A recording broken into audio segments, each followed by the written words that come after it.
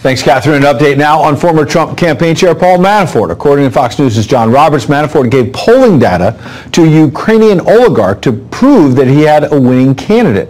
There was no contact, we're told, with a suspected Russian intel officer, as has been previously reported. So it's time now for tonight's Power Panel to dig into all this. Fox News contributors Leslie Marshall, chairman of the American Conservative Union Matt Schlapp, and Fox News contributor, former Utah Congressman Jason Chaffetz. Good evening, all. Good to be here. Hi. Thank you. Hi, Ed. How are you? Congressman, I'd like to start with you. What does Rod Rosenstein's departure mean? It can't happen soon enough. I mean, he's been an obstructionist. He hasn't provided the documents to Congress. He refused to come testify in front of Congress. I hope Lindsey Graham drags him up there as soon as possible.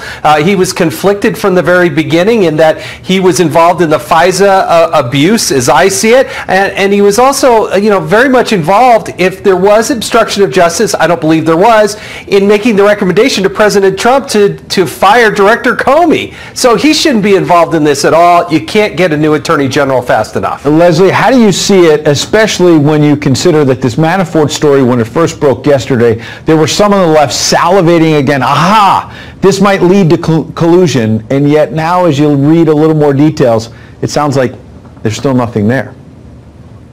Well, I don't think there's nothing there, Ed. I think it was clear. Manafort was like, hey, I'll give me tons of money and I'll do almost anything I can. Can the dots connect to any type of a deal to say, okay, we're going to do away with sanctions to Russia? That to me is very premature right now. I was not one of those salivating. But I want to speak to what Jason said about somebody who is obstructing, because I think that's exactly what Barr is doing, and why you have Chuck Schumer saying, look, you've got to remove this guy and not nominate him, although the president is going to, obviously, and the Senate Republicans have the majority. Barr, if you remember, when he worked for George H.W. Bush, he wanted his own deputy AG. I think that's what he wanted now. I think that's why this is happening, and I don't think it also signals that there may be an end or a conclusion coming, as Rosenstein wanted, with regard to the Mueller investigation. How do you see it?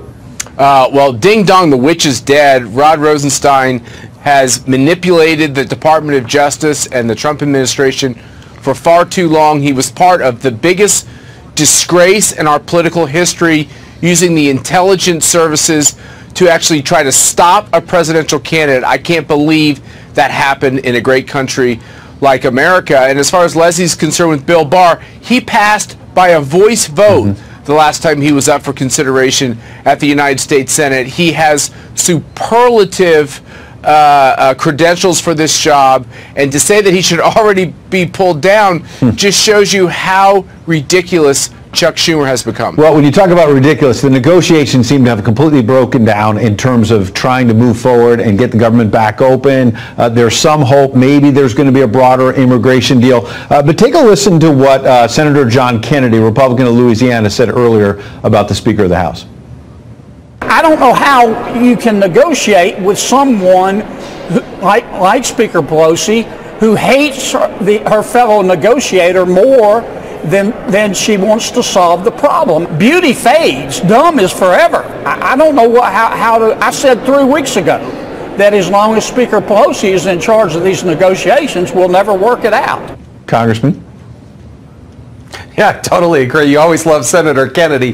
He's got a colorful way of saying it. But listen, Donald Trump has been willing to negotiate, but when you have somebody who says, I'm going to go from 0 to 0, then you're not going to get anywhere, and it's about border security. When you're doing what the Border Patrol wants, what they need in terms of an impediment to slow down this massive flow of illegal immigration, the president's on the right side of the issue, and ultimately, I got to believe that's what prevails. Leslie, I see you shaking your head. Let me just add one more element. Democrats have repeatedly suggested they have the upper hand in these negotiations. So we were struck a little while ago. We were looking at Twitter, and Cher, who normally supports Democrats, was tweeting out all caps, Democrats, stop the shutdown before Trump does. He'll be the hero, make you look like obstructionist swamp scum. He has no scruples. He's playing it right, and you're playing right into his hands. He'll eat your lunch and steal your lunch. What's happening on the left tonight?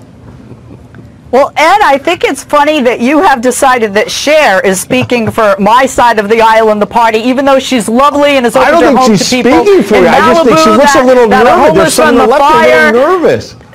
She's a great singer. I'm not looking to her for political analysis or Democratic strategy work. That's my job. I see it in fairness is President Trump, and I'm sorry, Jason, President Trump, this is a campaign promise. Democrats have no reason to support and to fulfill a promise of any Republican, including the president. That's what this is. This is not really about border security. We already had a bipartisan deal to increase Border Patrol agents, and that would increase the number of jobs. Then tell that to the Border Patrol.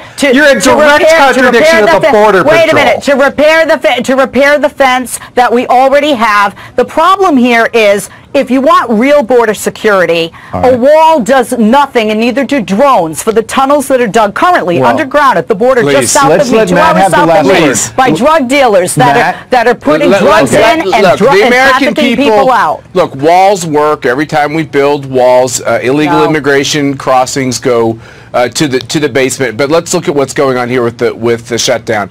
The fact is, Nancy Pelosi will never be for any deal, because she can't be for any deal because her caucus is so left, it's frightening.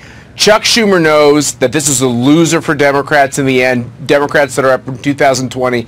I look for him to be the adult in the room. We'll be out of this soon. We'll see if they get a deal. Leslie, Matt, Jason. Congressman, I was going to tease you about losing Final Exam on Tucker's show. We'll have to save that amount of time.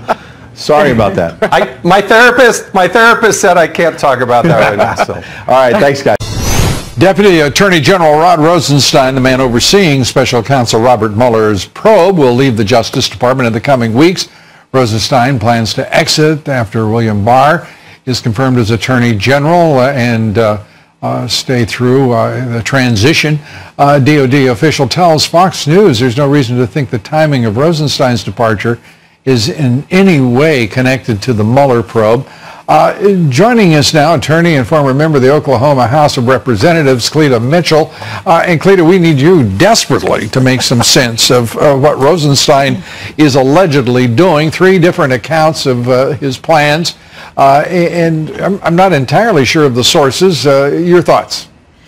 Well, my understanding is that he has said that he is going to step aside once Mueller's report is delivered to the department.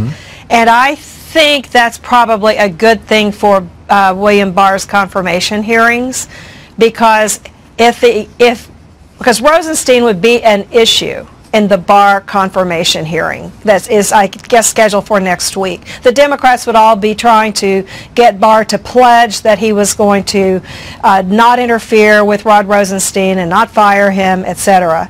So it's probably to Bill Barr's benefit that Rosenstein is stepping aside. And I think that Rosenstein, whatever his name is, he accomplished what he wanted to do, which is that he was able to get Jeff Sessions to step aside and to recuse, and he stepped in and they've run out the clock.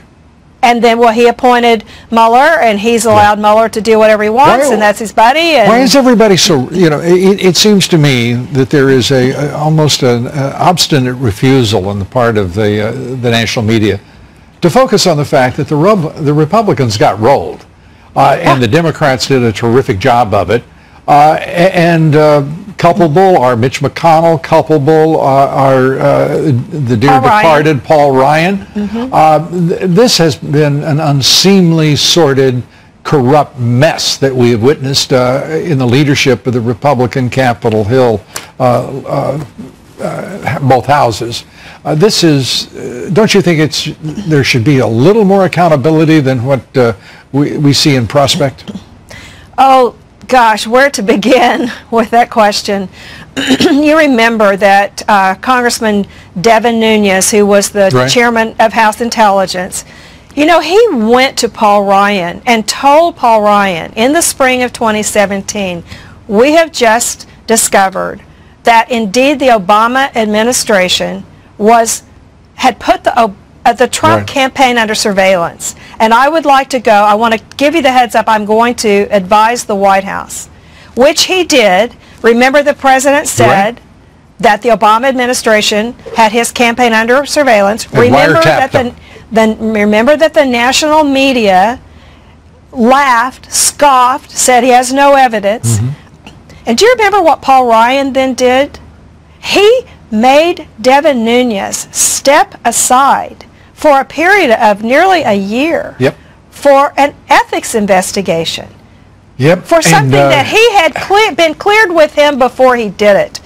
Now, you know, that to me says everything you need to know. A congressional subpoena, you know, they finally issue a subpoena to Rosenstein. It's part of what we need to know, Cleta, but the rest that we need to know, when you look at what Ryan and the Republican leadership is culpable of and for, and then you look at what has happened in our Justice Department. Not a single person has been held to account. Departed, fired, resigned, retired, reassigned. As Congressman Jim Jordan is fond of saying, he's never seen anything like that in any agency or department in his career. And yet there is not one of them in prospect of punishment for their deeds and their corruption. Well, we did see some heads roll at DOJ, but we didn't see them prosecuted. For, I mean, Andrew you saw McCabe some heads move. You didn't see Right. any of them prosecuted. Well, they're all probably still, although McCabe is probably still getting, he may be denied his retirement. Well, I'm just saying, to this point, yeah, they haven't zero. been prosecuted. Nothing. No. And what makes me upset is, and I think it makes a lot of people upset, is that this whole special counsel situation is a complete farce. This was a, quote, counterintelligence operation from the beginning. And well, you said it. It's terrible. It's a farce. President Obama has immense responsibility here. And to this point, the national left-wing media has given him an absolute free pass. Cleta, I'm going to have to end it. You get the quick last word. I'm just going to say, he's their God, and they think Obama is infallible.